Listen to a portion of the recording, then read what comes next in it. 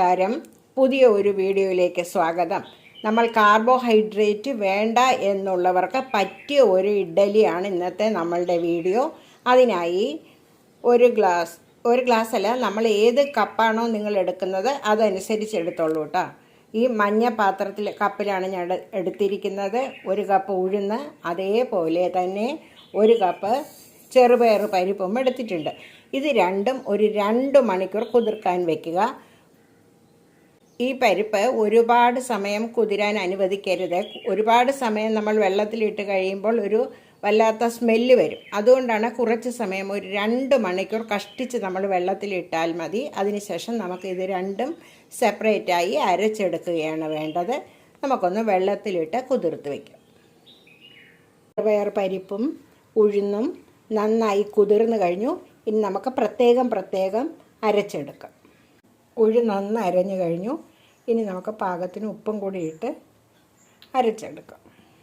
ഉഴുന്ന് ഈ ഒരു പാകത്തിൽ നമുക്ക് അരച്ചെടുക്കാം.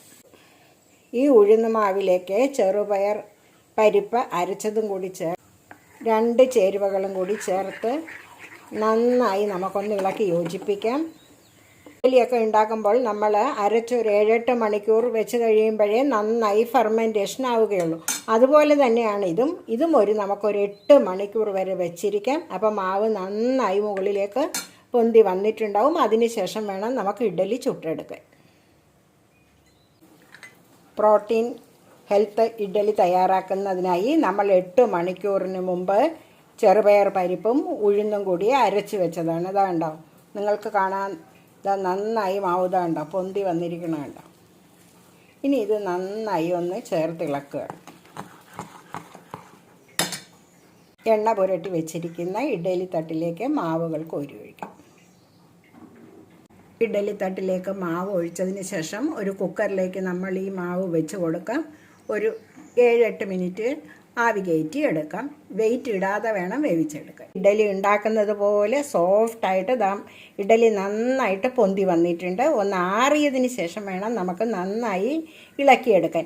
ആറാതെ ഇളക്കുകയാണെങ്കിൽ ഇഡ്ഡലി കംപ്ലീറ്റ് ആയിട്ട് നല്ല ഷേപ്പിൽ വരില്ല.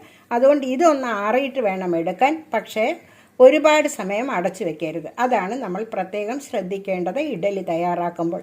അപ്പോൾ കാർബോഹൈഡ്രേറ്റ് കൊണ്ടല്ലാതെ നമ്മുടെ ദാൽ വെച്ച് നമുക്ക് ഇഡ്ഡലി തയ്യാറാക്കി നമുക്ക് ആരോഗ്യം വീണ്ടെടുക്കാം എന്നുകൂടെ ഒരു തെളിവും കൂടിയാണ് നിങ്ങൾക്ക് ഇന്നത്തെ ഈ വീഡിയോ. എടുത്തു വെച്ച് കഴിഞ്ഞു. ഇതാ കാണുന്നില്ലേ നിങ്ങൾക്ക് നല്ല സോഫ്റ്റായ ഇഡ്ഡലി. ഉഴുന്നും ചെറുപയർ പരിപ്പും ചേർത്ത് അരച്ച് നമ്മൾ ആദ്യം ഇഡ്ഡലി തയ്യാറാക്കി ആ മാവ് വെച്ച് തന്നെ നമുക്ക് ദോശയും കൂടി ഉണ്ടാക്കാം.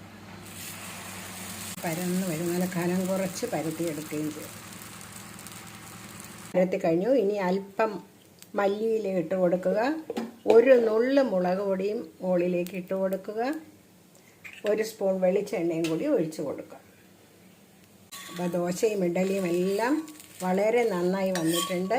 അപ്പോൾ എല്ലാവരും ഇതുപോലെ ഒന്ന് ഇഡ്ഡലിയും ദോശയും തയ്യാറാക്കി നോക്കുക. ചാനൽ കാണുക, സപ്പോർട്ട് ചെയ്യുക. Thank you. വേണ്ട ഇഡ്ഡലി തട്ടിൽ നിന്ന് ഇളക്കിയെടുത്തു. വേണ്ട നല്ല സോഫ്റ്റായ ഇഡ്ഡലി കാണുമ്പോൾ തന്നെ മനസ്സിലാവുന്നില്ലേ. അപ്പോൾ ഇഡ്ഡലിയും ഈ ദോശയും കൂടി കഴിക്കാം നമുക്ക് ഇന്നത്തെ ബ്രേക്ക്.